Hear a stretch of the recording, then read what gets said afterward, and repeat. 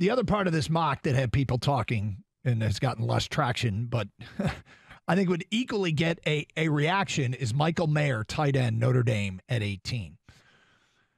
The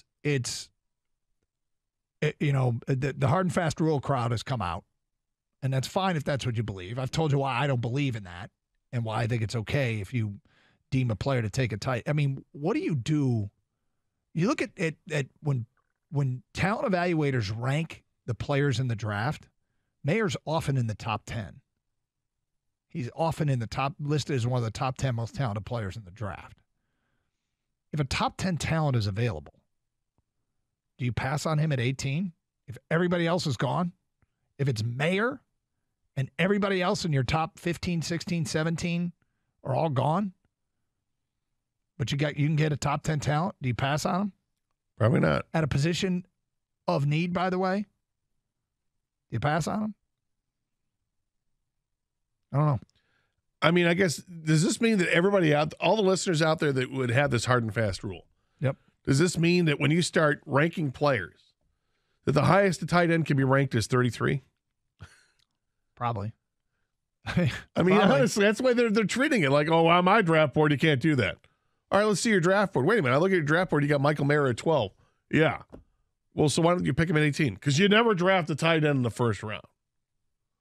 So why are you ranking him that high? Just so I know in the second round I can take him because there's value. I don't value. If you take him at 18, you got to rank to 12. I'm not locked into never taking a tight end in the first round, but I'm pretty close.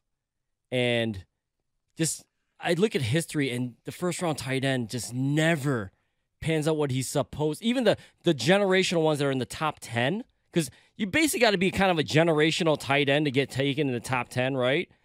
From like as recent as Kyle Pitts to the Kellen Winslows, the Jeremy Shockeys, the Eric Ebrons, the Hawkinsons. Like these guys, some of them are okay, but here's why I don't look at it that way.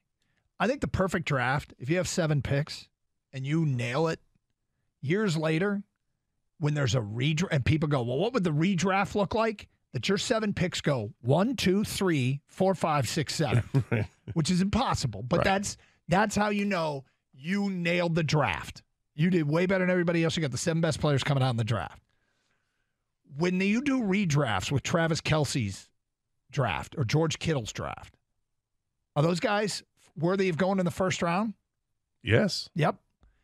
So that's what I'm more concerned about is years from now, when people look back, if you take a tight end in the 3rd round, is he going the first round of a redraft?